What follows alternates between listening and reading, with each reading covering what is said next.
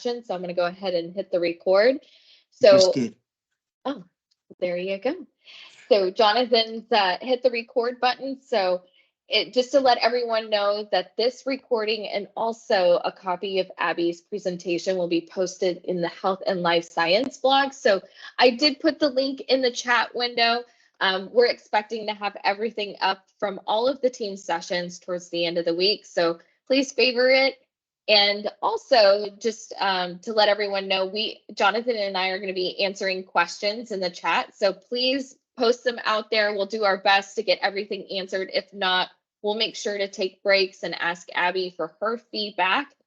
And then lastly, we truly do appreciate everyone jumping on and, sponsoring this with Jonathan and I sponsoring this for the group. But love your feedback if this is content that you would like us to continue on or if something's missing. So we will be posting a survey at the end of today's session.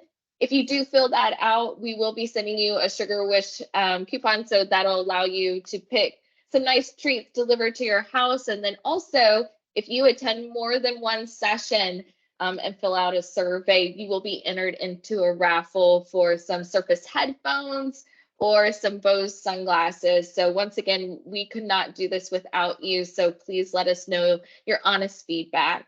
So with that, I'm super excited to introduce Abby, one of our PMs on Teams Engineering, to tell us what's new in Teams. So with that, I'll turn it over to Abby. Perfect. Thank you, Sarah. Thanks, Jonathan. Hi, everyone. Super excited to be here. I'm going to share my content and hopefully everyone will be able to see it and we'll get started. So as Sarah and Jonathan said, we've had so many new features, new things coming with Teams. I think you've heard a little bit about them over the last couple of days, or especially some in meetings and webinars. But hopefully I can give you a broader overview of what's coming, what has just been released, and sort of what we're looking at going into the future. So before we get into that, I'll introduce myself. My name is Abby Sweeney. I am a program manager out of Teams Engineering, and I focus specifically on health and life sciences. So hopefully we have something in common there. I assume that you are all working in health and life sciences as well. So super excited that we can have this conversation. I've been at Microsoft for 7 years. As you can probably tell, I'm not from the US, I am from the UK. And so I started Microsoft in the UK and then moved over to the US shortly after. So that's a little summary of myself, but that's not really what you want to hear about. So I shall move on.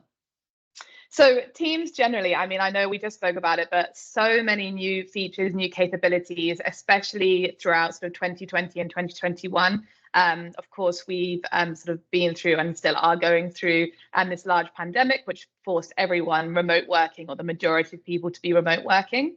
And with that brought so much innovation, so many new capabilities into Teams, along with all of our other products across the sort of Microsoft and Office 365 suite. So hopefully I'll go through a few today that you may be aware of, some that you may not have used yet, and we can sort of see what is coming with Teams. So as I just mentioned, a lot of organizations had already moved onto Teams or were starting to move onto Teams before the pandemic, but really the last couple of years has accelerated that. And so transformation would never really have naturally happened as quick as it did over the last couple of years. But of course, we're super excited that it did. And the changes that have affected the way people think about their proximity to work, how they set up their own homes, and expectations of what you do for work and how you work is super different to how it was a couple of years ago. So hopefully Teams can sort of keep up with that pace over the next couple of years too. So before we get into any of the actual features, we're going to have a quick pop quiz to see how well you all know Microsoft Teams. So I'm going to put some questions up onto the screen, and I'm also going to post the polls. I'm going to give you about 10 to 20 seconds to answer the quiz, and we'll see how many people guess correctly, or maybe you know it and it won't be a guess. Okay, so the first one is how many people use Microsoft Teams monthly? And that's from our last report, which was in January of this year. So take a couple of seconds now to see whether you know that answer. There's 3 different answers: 220 million users, 270 million users, or 310 million users.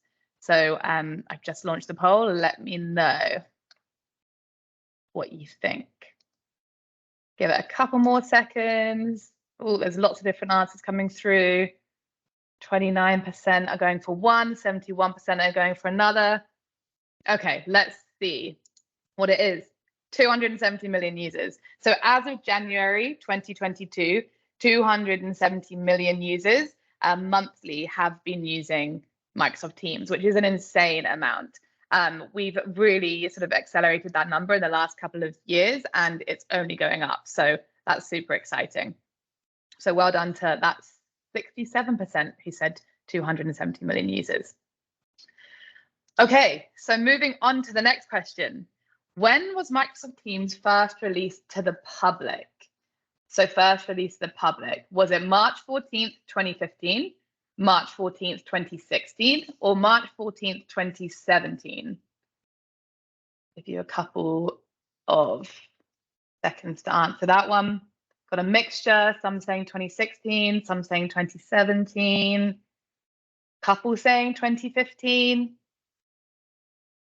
2017, 2017, 2014, that isn't even an option. Okay, well, the correct answer is indeed March 14th, 2017. So just over 5 years ago, we first released Microsoft Teams to the public.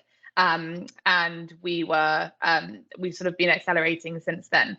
So it's been a really quick 5 years, actually. But it was indeed 2017. Okay, 2 more questions. What is the maximum number of users that can join an interactive Teams meeting? And this, I'm hoping you know, because as far as I can tell, you had a webinars and meeting session yesterday. So hopefully everyone here knows this question. So I'm going to give you a couple more seconds to answer. We've got a mixture. Some say 1,000, some say 10,000. No 300s, which is good. Okay, so the correct answer is 1,000. So you can have up to 10,000 in a view only, but only 1,000 for interactive Teams meetings. And that was increased from 300 at the start of last year when we introduced Excel meetings and large meetings. Okay, 1 more to go. And the next question is, how long has Abby worked at Microsoft? If you were listening at the start, hopefully you know the answer to this question. And hopefully everyone is very interested in my life. So you should know the answer to this question. But let's see how many people were listening. Oh, a couple of wrong answers, but the majority correct. Okay, cool. The majority of you are right, so I won't be too offended. 7 years, that is correct. Awesome. So thank you for participating in that. I just thought it would be a fun way to get everyone interactive at the start of the session. I don't know where everyone's based, but I know it's my morning, so I'm sure there's more people on the West Coast as well who are just waking up. So thought that would be a good way to get everyone interacting. So how did you do? I hope lots of people got at least 1 or 2 right, but if you got 0, then don't be too sad about it. I just, won't take it personally. Okay, so moving into some of the features. So I've sort of split this up into a couple of different sections. The first being collaboration, then moving into meetings, then moving into chat. So we've got a couple of different features that have just come out that are just on the cusp of coming out, or some that are coming out later this year. So please, as Sarah and Jonathan mentioned, throw any questions in the chat if you have them, and we'll answer as and when we need to. So for many of us, our work week sort of reads as back-to-back meetings, especially I know since we've gone remote, I have had so many more meetings than I do when I'm in the office. And I think you'd be hard pressed to find any colleague who can't wait to have another meeting. But really what we are trying to do with Teams with these meetings is sort of give energy, drive clarity for business. And a lot of that can be done outside of meeting space. So when we look at collaboration, we've got a couple of really exciting things coming up this year and things that have just come out too. So firstly, Dynamic View. This was just recently released. Dynamic View is your built-in AI, and it organizes the sort of people, the friendly faces, your colleagues on the screen at the top of the meeting windows, enabling more of that natural eye gaze when you've got other participants. And as new people come and go, you can expect that gallery to sort of auto-adjust so that you can sort of adjust for the number of people and the content on the screen. So Dynamic View was a big request, and it's just come out about a couple of months ago, was GA to the wider public. So that was a really requested feature, so we're happy that one's come out now. Whiteboard collaboration is another one that was really, really highly requested. Whiteboard, I know internally we use it a lot. It's a great tool to be able to collaborate with other users. And while you're together, you can sort of engage in this whiteboard experience, jot notes more naturally, add images, insert documents, and you can sort of have that freedom to annotate, collaborate with your users across different devices. Whiteboard has a lot of new sort of features coming out in the next couple of months as well, including parity across the app and the Teams and web, and a couple other exciting features too. So if you're a big Whiteboard user, keep your eye out for any new features that are coming up sort of in the rest of the year.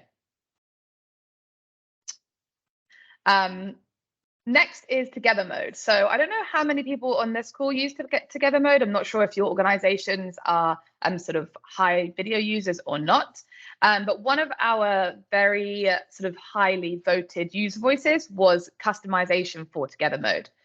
So we see lots of opportunities for partners to sort of enhance their meeting experiences for users by designing different scenes that are relevant for meetings, such as classrooms, board meetings, in the sort of government side, sort of jury trials, all of that kind of stuff has a big opportunity for our organizational ops to build these scenes that can be fun or that can be a little bit more useful for a layout. So you can see in the demo on the right hand side that you can sort of design your Together Mode screens now, which makes it a little bit more sort of useful.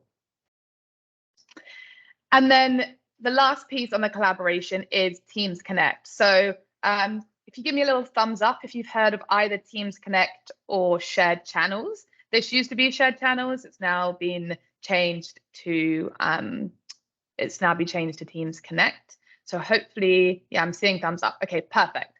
So Teams Connect is essentially a way for users to be able to easily collaborate with external partners in one single channel. So at the moment, if you want to be able to speak to someone externally, so someone at a different company, you would have to go up to the top right-hand corner of your client. You'd have to click down on your tenants, switch your tenant, so you'd lose, any of the work that you've already got going on or any calls you're on in your original tenant. You'd go into the other tenant, and then you could have those chats. But really, we want to be able to collaborate and share documents much more easily from one tenant. And so that's what Teams Connect does. It's that shared channels that allows you to access sort of external collaboration as well as being able to stay in your own tenant. We also see tremendous opportunity for there to be internal collaboration with Teams Connect and shared channels. So I know personally, if I don't want to be part of a full team and I just want to be part of, a small channel in this private team, we can use shared channels to allow for that as well. So lots of different ways that we can use it. And I'm now going to switch things. To be able to see. So give me a thumbs up and you can hear it once it comes on.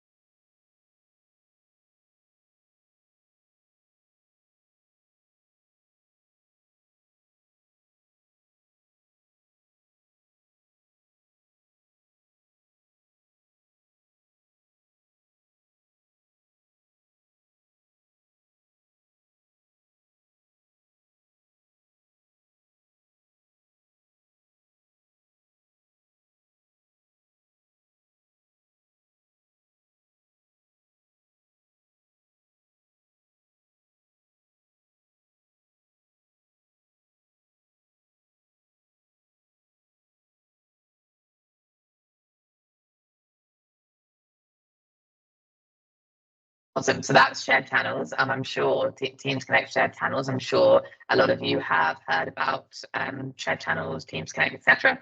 So that is coming. It's currently in public preview. So if you're in public preview, you can.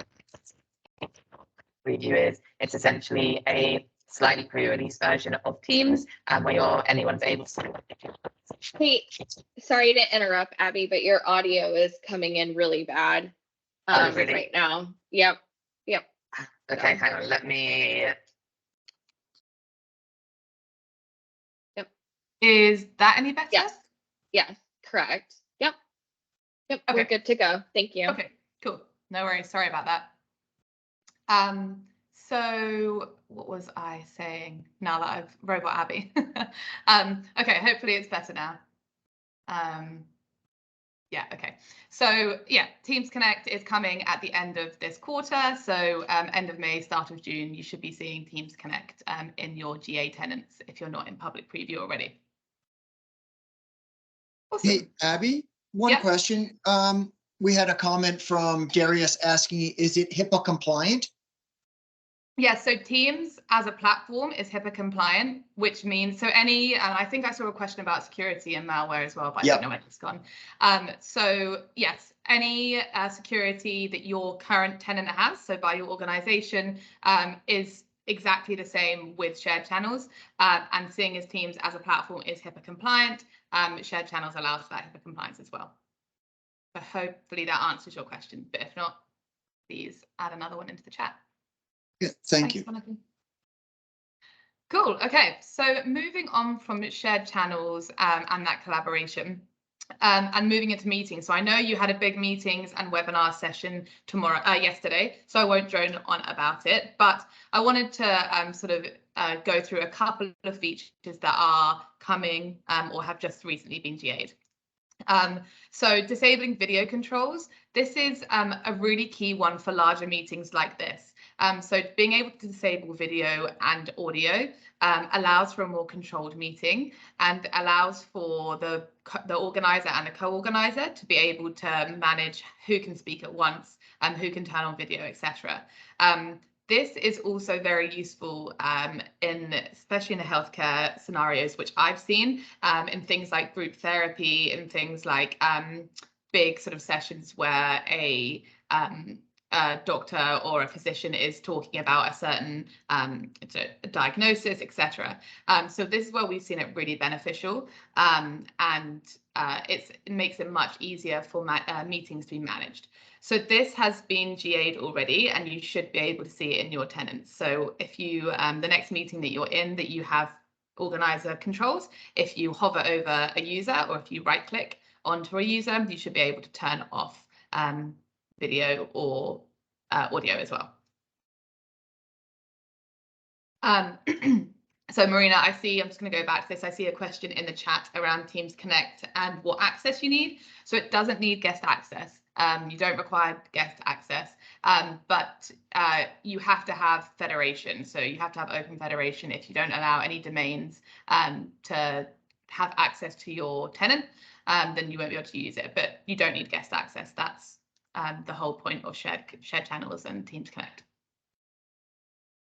Cool. Okay, moving on. So meeting lobby controls. So you probably have seen that as a meeting organizer, you have the option to have more control over the meetings. So you're able to allow recording, not allow recording, allow transcription. You can make people presenters, demote people from being presenters to just an attendee. So there's much more control that organizers and presenters can have over their meetings now.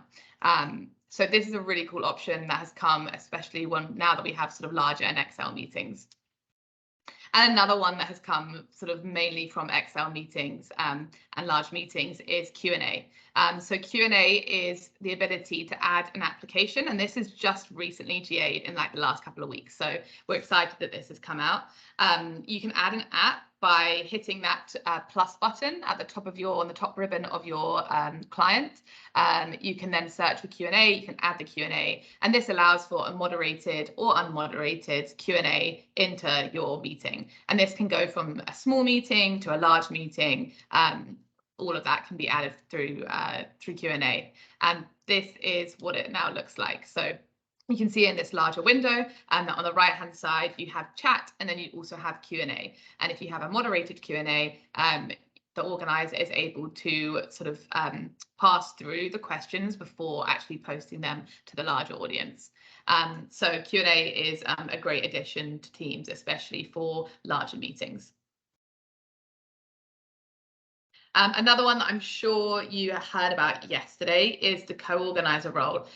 So I know you're all probably waiting on tenterhooks for the CoOrganizer role. It has been delayed a little bit, but hopefully we're on track to deliver this in May. So CoOrganize essentially allows your organizer of a meeting to designate another person to be able to help manage that meeting for you.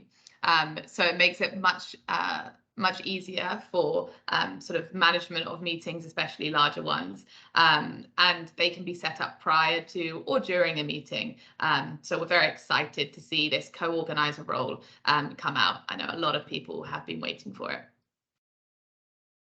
Lots of love hearts and claps, so that's good. I'm excited that everyone else is excited as well.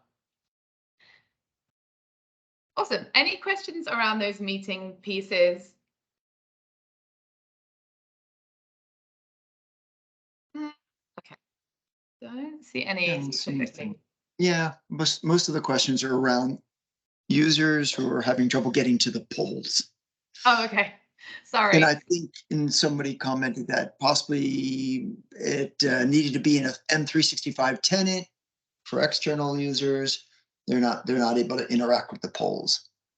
So. Okay. There definitely were some people interacting with it, but okay, we'll have to look at that after. Nothing critical. Okay, cool. Thank you. Okay, we can move on then. So the next section is around sort of how we present within Teams and how Teams can sort of elevate your presenting in calls. So one that you may or may not have heard of is Mesh. Have anyone heard of Mesh or Meta? Give it a little hand. Yep, thumb. Okay, cool. So seeing some thumbs up.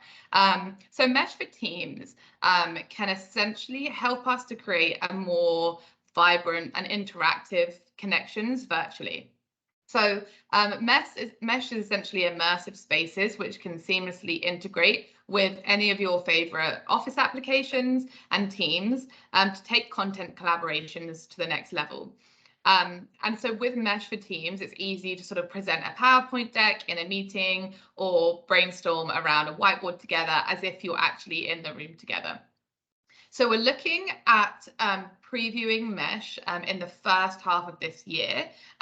We're looking at the end of this quarter, so what quarter are we in? Q2, to start previewing some of the abilities for Mesh. And some of those that we're looking at are things like animated avatars. So animated avatars actually don't require a camera, which is contrary to what a lot of people thought initially when we first brought out Mesh. So you are able to sort of edit and customize your avatar how you would like. So it doesn't necessarily go off your body if you don't want it to. You don't even have to have your camera on. You can essentially customize it to look how you wish it to look. There's certain expressions that your avatar can do, and as the product develops, it can start understanding your movements, expressions that you specifically make, etc. So there's lots of cool sort of mimickings and expressions that your avatars will be able to do, as well as being able to take audio cues as you talk, that will animate your avatar. So lots of cool things coming with the avatar piece. And it also, like, one of the pieces where we see this really helping is improving that sort of in-meeting experience and that video fatigue that we all sometimes feel. I know we spoke about it at the start. We have a ton of meetings. Everyone probably has more meetings than they did prior to being remote. And our research shows that people sort of feel more present and engaged when meetings are held with cameras on. So this is a great way to be able to sort of get around actually being on camera, but also being able to be present. Another piece that Mesh is working on is these immersive experiences. So Mesh for Teams will roll out with a set of pre-built immersive spaces, which support a variety of contexts, from meetings to social mixes and other pieces like that. And we see these immersive spaces sort of becoming one of the many ways to allow people to communicate and collaborate, in addition to having these face-to-face meetings, chats, emails, and video calls, etc.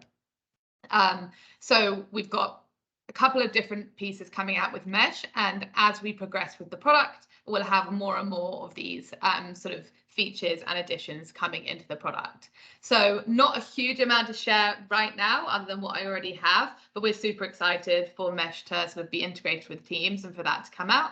And I'm sure there'll be a ton more questions later on in the year when we have started previewing this. But yes, I'm excited that everyone is excited for Mesh. I don't see any, oh, hang on, any specific.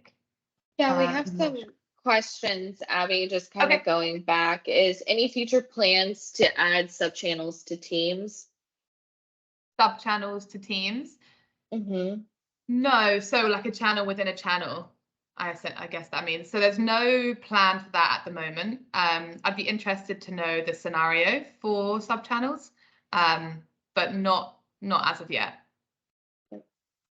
And then also there is a question on, sorry, just kind of going. No worries. Has Microsoft considered using those AI employed by the adaptive avatar as a security measure? If AI can learn your body language, then it seems as though security checks could be made against that data. That might be something that we may have to take offline, Adam. Yeah. Is Microsoft Outlook able to be integrated in the Microsoft Teams as a custom app? I know that's been always a question. Yeah, so I can, so regarding the Mesh security measure one, so as of now, it doesn't imitate your body expressions yet. It's more like there's a set of expressions that you can allow it to do, and in the future we plan to allow it to, or get it to mimic your expressions. So that will be a question for later on, and we can definitely sort of revisit that when we have that feature available. And then in terms of Microsoft Outlook being able to be integrated into Microsoft Teams, we have an Outlook extension that we are bringing to Teams later this quarter. I don't have it in this deck, but essentially Outlook extensions can be integrated into Teams to be able to use it to have Outlook in Teams. So not specifically as a custom app in Teams, but you'll have the extensions to be able to utilize within the platform. One other question I saw was, when will private channels reach parity with public channels? So I guess be able to, the OneNote planner, all of those functionalities show up. That's a great question. So this is a two-phased answer, I guess. A lot of private channel differences that we see at the moment are aiming to be changed with shared channels. So for example, you can only have a limited number of private channels. Private channels don't allow for certain applications to be used in them, etc., etc. Our sort of hope is that shared channels sort of not replaces private channels in that sense, but is able to sort of fix some of those areas where we see that gap with private channels.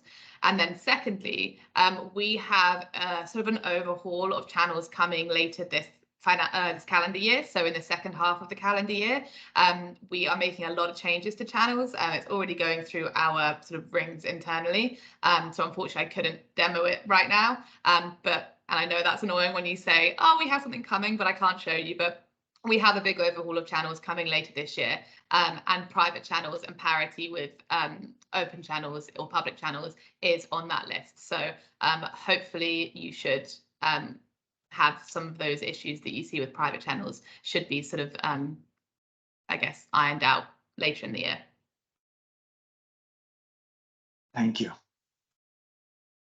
And I think there's one more last question pertaining to what we're discussing right now.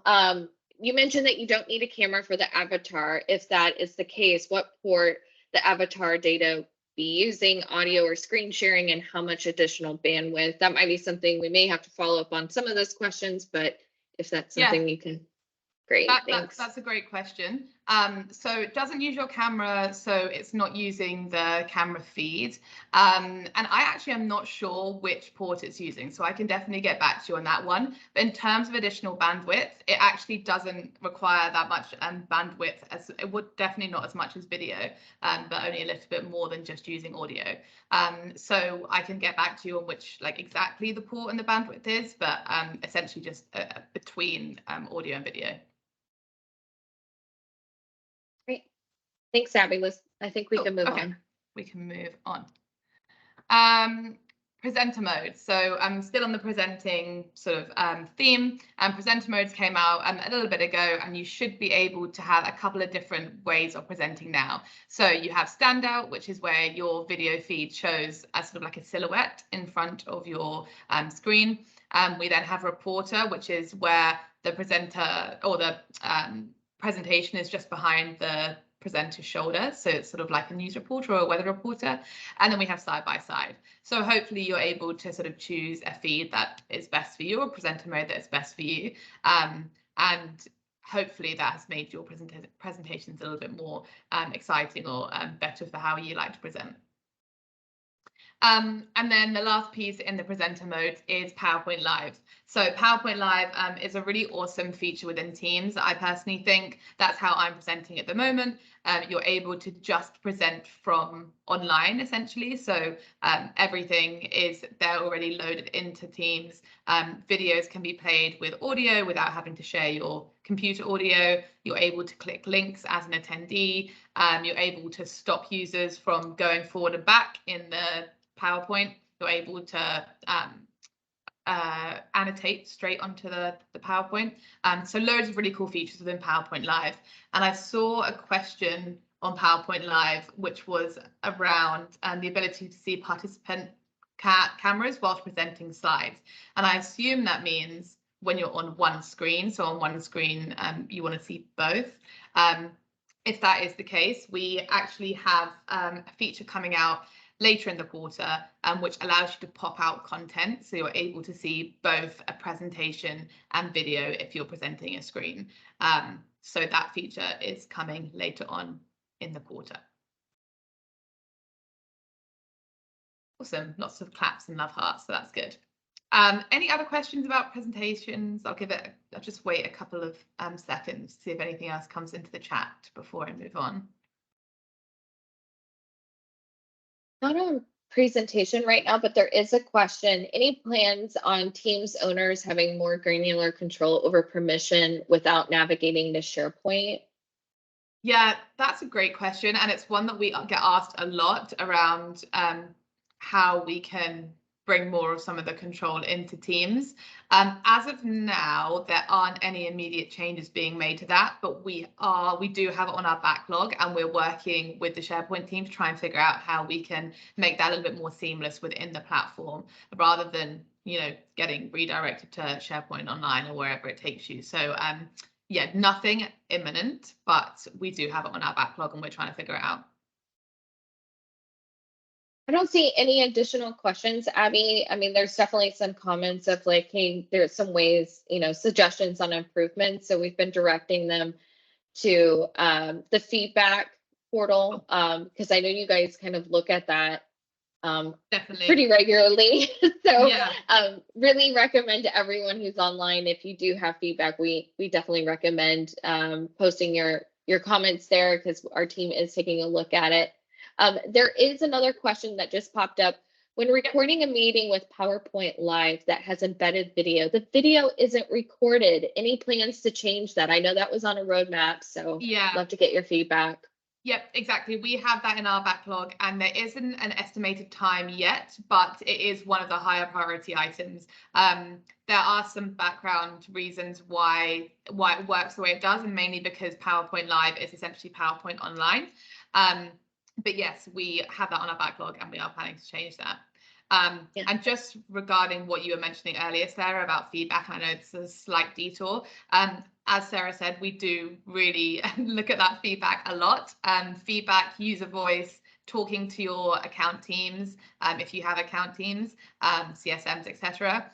All of that data and feedback gets funneled up to us. And I know sometimes you probably think, oh, if I think it, a million other people might be thinking it. But the more sort of users and the more organizations that say, yes, you know, our users want this feature, the more likely it is that it's going to go up in priority. So yes, if you have any feedback, please make sure you share it, use voices, vote them, etc. Because we do look at it all. And I know we have a lot more questions, but I think we may have to pause because I know Abby has a lot to get through and we just have a little bit more time. So we'll make sure to keep track of the questions and follow up. So please post them in there, but we may have to get back to you after the session. So thanks. Yeah, awesome. Thank you, Sarah. I'm moving on now. Okay. So a couple things around hybrid work and productivity in meetings. So firstly, Loop. Has anyone heard of Loop? Quick thumbs up if you've heard of Loop. Loop is essentially a way of being able to work and collaborate more seamlessly with your other users across all of your favorite productivity applications in the M365 suite. So we have lots of different Loop components in Teams chat, in channels, coming to sort of agendas, all of that kind of stuff. We currently have it in preview, so some of you may have already used it. But if you haven't seen it, then I am going to play this video here, which explains it.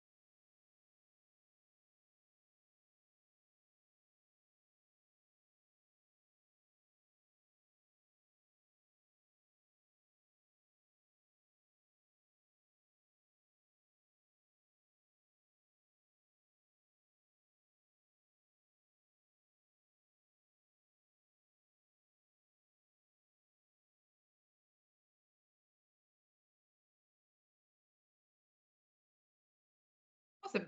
So that's Loop. It seems like a couple of you have already been seeing it and maybe using it and previewing it as well. It is available in preview currently, but should be GAing soon. And when I say GA, we have lots of different components to Loop that will be sort of released throughout the year. So we're sort of starting smaller and then adding more and more features throughout the year. But Loop is an awesome tool to be able to collaborate with your users and other colleagues on your team. So super excited for that one to come out. Some more additions that we have as well, I don't want to play that again, are in our chat enhancements. So coming soon, you'll be able to control much more of your chat environments. So you can have user-friendly enhancements like being able to reply to specific messages, permanently removing messages, hiding messages from users' views, being able to pin a single message to the top of a chat so that if someone comes in to the meeting or comes into the chat, they're able to see that always. Someone's mentioned in the chat, chat with yourself, which is a really handy enhancement coming. I use that chat to myself a lot, just to have sort of notes, anything that you want to remember straight away, etc. The other cool enhancement that we have coming with the chat is being able to change emojis, being able to change skin tone of your emojis, so that it more accurately reflects yourself. So lots of really cool pieces coming to the chat enhancements. One other bit that I love is the compact mode. I use that all the time, the density. So you can now be able to squish down your chat so that you can see more on one page, or however you prefer it. So lots of cool stuff coming with chat, and I see a couple of clapping emojis. So seems like you're all excited as well. So that's great. Moving into some more custom pieces that we're going to be able to do with meetings. So the first is in applications. So as I just mentioned earlier, we can have Q&A now added into meetings. We can also do this with a lot of different applications, being able to have meeting extensions for your applications, surfacing things like data into a meeting from a Power BI, from a CRM engagement, anything where you have applications integrated within Teams, you'll be able to add them into meetings if they have that extensibility. So this is a really awesome way of being able to collaborate seamlessly in a meeting and without having to jump to and from a load of different applications. So this is available now. You're able to do this with applications, and we're looking in the near future to be able to have parity in VDI and mobile as well on application collaboration in meetings. A really cool feature that has been asked for ages is being able to brand the lobby experience. So we're now able to customize that lobby experience that you all see when you come into a Teams meeting. So for example, for Microsoft, we could have a Microsoft branded lobby experience so that when users are joining, they know it's a Microsoft meeting, and it's, you know, just a little bit of a nicer experience. So administrators can define customer logo, background for the meeting, and pre-join experience. So this has to be enabled from an admin level, so in the admin center, and then users can take note of that. And we also have real-time telemetry and analytics that has been come. So you can see caller health with meetings on an end user's perspective, monitoring health and activity of in-progress meetings in real time from the admin center. This allows IT admins to quickly be able to investigate and triage and remediate any network or device issues that they may be seeing. And it comes especially in handy during sort of important or large meetings where even small delays can be disruptive and impactful. So real-time telemetry and analytics is super beneficial, and I know it was asked for by a lot of users and organizations. So we're super excited that that one has GA'd.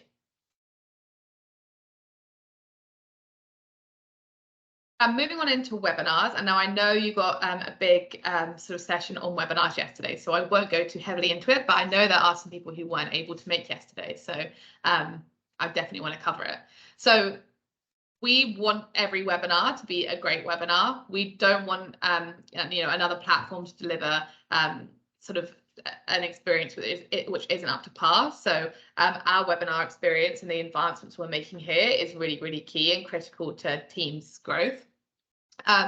So webinars are essentially where you're able to have a managed large meeting that has things like attendance, registration, attendance reports, branded lobbies, being able to restrict just presenters or have a green room, lots of different things that can come with a webinar. And so a couple of things that are GAing this year is a green room. So similar to live events, if anyone's ever used a live event, we're now bringing in the ability to have a green room with webinars. This is currently in preview, but is coming to GA later in this quarter. This is where your organizers and presenters are able to meet prior to the meeting or prior to the webinar, have that private space where they're able to talk live and manage the attendee settings without having to go into the live webinar. So whilst the attendees wait, they have this welcome screen that sort of says, you know, welcome to the Teams webinar, and they can chat and pose questions. But then as soon as the meeting won't go live until the green room has allowed it to. So that's super exciting and feature coming to webinars. We also have real-time polls and surveys, which have been introduced with webinars as well. This allows for a more interactive session. that's sort of really the main sort of difference between a webinar and a live event. Is a live event is supposed to be sort of a view only, non-interactive or not as interactive session, whereas webinars are supposed to be a little bit more interactive. So it's exciting to be able to include, real-time polls, have some surveys, and make it a little bit more diverse for the users who are attending. We also have the attendee registration and email confirmation. So webinar hosts sort of want to make it easier to register for any event and manage the attendance before and after that engagement. And so we can do things like adding custom questions to help gather more information, creating automated email confirmations to remove some of that burden from host. And we also have the ability now to integrate any third-party or first-party CRM tools like Dynamics, which can be brought into the webinars in Teams as well, to be able to manage some of that and sort of automate some of that for you too. So we have those APIs out there already, so you can take advantage no matter what CRM you're using, whether it's our first party or whether it's third party.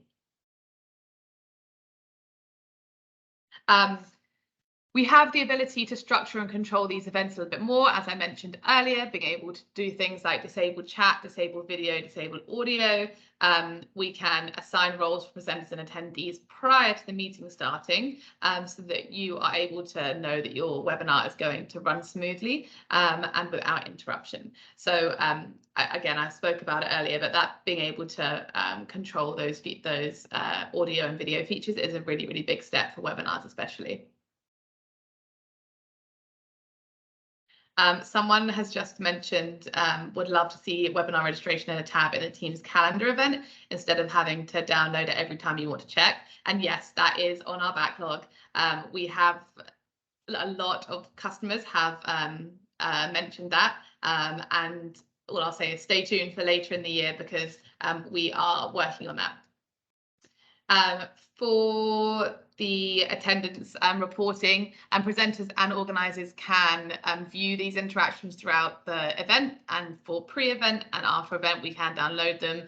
You can put them into your automated CRM tools, all of that stuff that makes it easier to be able to analyse your attendance and registration as well. Moving on, network and device monitoring as well in webinars. So this is a big one, because with webinars, they tend to be larger meetings. You tend to have a lot more attendees, and therefore you want to have that ability to troubleshoot through the admin center. So in the admin center, you are able to keep track of the network and device health in real time to make sure that there aren't any disruptions which might impact the webinar. So that's exciting to be able to see. And lots more sort of coming from a webinar and a general Teams session. So I know I just really sped through that last bit because I thought I was going to run out of time, but looks like we still have about 10 minutes left. So if there's anything in particular that you want me to go back over or cover from the questions, then we actually have 10 minutes now to do that. Yeah, we actually still have a lot of questions, and a lot of it definitely need your kind of input on this, Abby. So yeah, just kind of working from the bottom up, Sarah's got a question going back to the CoOrganizer role. Last that we've checked is that the CoOrganizer can't cancel it. Is that still something that maybe the team is working on, or should we recommend Sarah kind of provide that feedback to the group? Yeah, that's a really good question. So you're correct. CoOrganizer has some limitations initially. So the CoOrganizer in the phase 1 or the version 1 of the feature won't be able to edit the event itself. So that means they won't be able to change the date, modify it, or cancel it, and they won't be able to add more attendees. Initially, the CoOrganizer is more around the specific meeting, like the active meeting, and being able to help manage it. As opposed to that pre-meeting experience. However, the V2, so the version 2 of CoOrganizer, which we're hoping and aiming to release later on in the year, so in the second half of the year, that will have the ability to manage that. So yes, that is a limitation with version 1, but we have it already working on it. There's a question from Ray on where can we access those meeting registration APIs? Only resources I've seen point towards the API creation from scratch. I don't can know. link you directly to it once this Mhm. meeting's over, or I just need to find the link. I can reply to that comment in the chat, and I'll pop the link in there. There's also some question from Ray is this is kind of going back, I believe, when you were kind of talking about reporting. Currently, anonymous joins not captured in the attendance report. Any work being done to address that? And then there's another question on also any work being done to capture the 1001 plus overflow attendance and attendance reporting. So maybe we want to dive a little bit more back on the attendance reporting. Yeah, both really good questions. Anonymous join, so that is one which we've it's hard to capture, and we've even in meetings we haven't been able to do that yet. It's on the backlog, but it hasn't got a date associated to it as of yet. So we do know that it is a requirement or something that a lot of customers are asking for, but we haven't got the work done on that one yet. But the second one that you mentioned around being able to capture, I think it was capture the overflow attendees once you go over that 1,000 person limit of the interactive. Yes, we are working on that attendance reporting, and we're hoping for that to come later in the year, in the second half of this year. Attendance reporting is something that we've I think when we first released was slightly more immature, and we're really trying to sort of work on that attendance reporting from especially a large meeting sort of view. So yes, we are working on that overflow attendees attendance reporting for sure. Thanks, Abby. There's also a question by Chris, kind of going back on Teams Connect. Mm-hmm. If you share a channel with an external team by sending it to an external team owner, will all members, current and future, of that external team be granted access rather than having to manage individually? Effectively, this would allow the external org to control access to the shared channel. Okay, so if I have that question right, can you invite a team to an external channel rather than individual users? Is that correct? That's how I understand it. Okay. Correct. So currently, no. You would have to share it per user. We have, so later on in our second advancements of shared channels and Teams Connect, we're looking at the ability to be able to share to like a group, a user group, or a team. But currently you'd have to, or when we first released, you would have to share per user. So if I wanted Sarah and Jonathan to both join into my shared channel, I would have to share with them individually. One thing that you can do though, and why shared channels wasn't, I know shared channels has been pushed a little bit. One of the things that you can do is a current public or private channel that you have now, you can convert to a shared channel. So you won't have to sort of start all of these channels up from scratch. If I had a channel that I wanted to convert to a shared channel, I can do that and then add more people from like an external or from a different team. So I hope that sort of answered that question. Just kind of going back from earlier in your presentation, will Teams for Mac, iPhone, and iPad all have the feature additions? Sorry, say that one again, Sarah. So will the features that you've kind of gone through today, will they have the same features if you're using a Mac, iPhone, or iPad? Right, yes. So as you probably all know, mobile, web, and VDI all sort of are a bit slower at releasing features than the desktop application. One of our aims is to try and get parity between desktop, web, mobile, all of the different sort of platforms that we have for Teams. So long and short of it is, yes, we are trying to, you may have already realized that we're trying to be quicker at getting parity across our different platforms. So all of these features will come to mobile and will come to web or VDI or whatever it is that you're using. They sometimes are a little bit slower, but yes, they will come.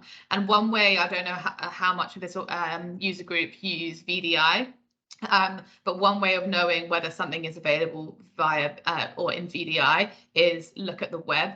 If it's available in the web platform, then it will be available on VDI.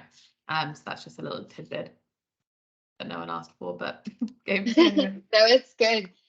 Any enhancements to incorporate an interactive version of Microsoft Forms in PowerPoint Live? Into PowerPoint Live, or Yes, correct. yeah, PowerPoint Live. Yeah, so not as of yet. It is something that has been asked for, and we've got it in our backlog. There's quite a few additions that want to be made to PowerPoint Live, especially not even just PowerPoint Live, but things like being able to have an Excel Live and that kind of thing into meetings as well. So yes, we have a lot of sort of work being done with PowerPoint Live and generally across the productivity suite within Teams meetings. Forms is one of them that is being worked on, but I'm not sure what the timelines are on that, but it has been requested. Perfect. Another question coming in, which I don't know if you'll be able to explain this or we'll just have to follow up with John on this. For the channel tabs where you can load websites, is there a way to load websites without a web browser launching? Not really. So no, that when you add the tab, when you add a tab, that is a browser session. So no, not really. Especially if you have to authenticate within it. That's sort of the main piece behind it. But yeah, when you add a browser into the tab, that's a browser session, just being loaded in Teams. Great. Well, also there was some questions kind of going back on from Troy. What's the timeline on Loop Pages apps being available? So I know there's a lot of new things coming in from a Loop perspective, and a lot of our users have already seen this from a chat perspective, but could you maybe give us a little bit going back from a timeline perspective of overall where we might stand from Loop? Yeah, so as you mentioned already, some Loop components have already been GA'd, some are in preview. The ones that you're going to see next are most likely going to be agenda. So collaborative agenda within meetings and prior to meetings, Loop Pages Loop Pages and Outlook will be coming later in the year. So number one, or the quickest that you're going to see is the agenda, collaborative agenda, with Pages and Outlook coming later in the year as well. More Outlook features coming later in the year. Great. Well, let's take one more question from the group. This is coming in from Samantha. She just posted it. Guest user reports that they do not receive chat message notifications while they're in their tenant account. Any enhancements on this functionality or the ability to forward the chat messages to their tenant account? We may have to take that one offline unless Abby. So yeah, that one, I mean, no. So I assume the way I'm reading that question is if I'm in my Microsoft account and then I have a Contoso account, which is a different tenant, I don't get the notifications for the Contoso account whilst I'm still in a Microsoft tenant. And yeah, there's no way of being able to have that really unless you get notifications sent to your email as well and have them forwarded to your tenant email as well. There's no way of being able to have those notifications, but that's where we hope shared channels can help with some of that. So being able to have shared channels that you're a part of, and then you'll get notifications in your chosen tenant as well. So yeah, unfortunately, no. And I see there's a couple other questions, but I think we're almost out of time, so I can go back and reply to those ones that we haven't been able to. Sounds great. Well, we really do appreciate your time, Abby, and giving us a quick update on Teams. And Jonathan and I will be posting the survey in the chat window right now. Please give us your feedback. If you want Abby to come back, we're more than happy to schedule this again.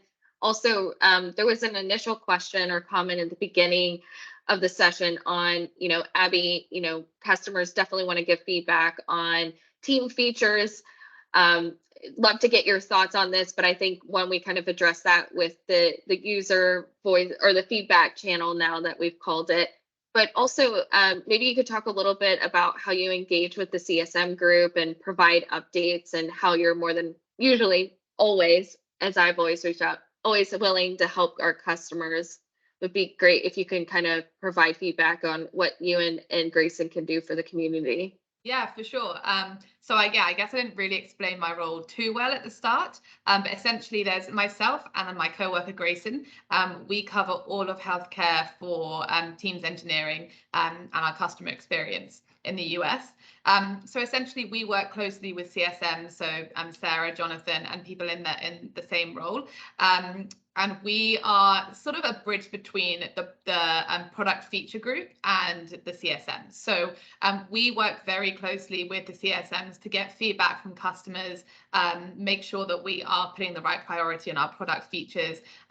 Often, if there's a feature that is highly requested, Sarah, Jonathan, and the same sort of role will let us know, and we're able to then make those changes and prioritize within our backlog as well. So it really, I know sometimes you might think, oh, Microsoft has so much that they need to cover, how are they going to look at our feedback? But we genuinely do, and any feedback coming through user voices actually gets a feature ID in our internal backlog as well. So we see all of it, and we have people in my type of role to be able to monitor it and prioritize it correctly. So yes, we see a lot of your feedback, and we definitely want to incorporate it into the product, because at the end of the day, we are the ones that are using it, so we want to make it as useful as possible. So yes, we definitely are really sort of committed to making the product as good as it can be for your users. Perfect. Well, thanks again, everyone. Have a great rest of the afternoon, and hopefully Jonathan and I see you tomorrow and Friday for upcoming sessions. Jonathan, anything else to add? Yeah, don't forget, survey is important. I also dropped in a little bit more about what the super community is. It's a lot of great people joined from our community, from CSMs and other customer engineers, plus more than 15 or 1600 folks just like you are joining and having a great dialogue every day, joining, and we posting one-pagers out there for you then to distribute to your teams to help you get skilled in Teams and the Teams platform. So come on over, come check out the superhero, put on that cape, fly around your office, be a hero, not a zero. But yeah, we really appreciate you. We look forward to seeing you tomorrow and Friday, big day on hybrid work. So keep the questions coming. We will get back to them. Joel, I will follow up with you on loop and loop pages. If we don't know that, Abby, I'm not sure. You want to know the differences if you've got a second between workspaces and pages. Yeah, so workspaces is really more of a collaborative space for things like if you have what do we use workspace? What do I use it for? I use it for like if I have meetings that I run weekly and I collaborate with my co-worker who we do it together, we'll do all of our agendas in workspaces. And pages is more of a way you want to document things. So that's how I would explain the difference. So one would be more of a collaborative place where you can drop ideas, change things, and pages would be more of a documentation. So that's sort of how I would explain the difference. So it's sort of like a bit of everything we have, all organized in a nice fashion for you. Exactly, sort of like a very collaborative OneNote, but that can be changed and updated very quickly. Very cool. Yeah, love the animation. I dropped that link into the website on where Loop meets you, where you work. So keep the questions coming. We're here to help make sure and move forward for the afternoon. Well, thanks, everyone. And we'll see you tomorrow, hopefully. Take care. Thanks, everyone. Bye-bye.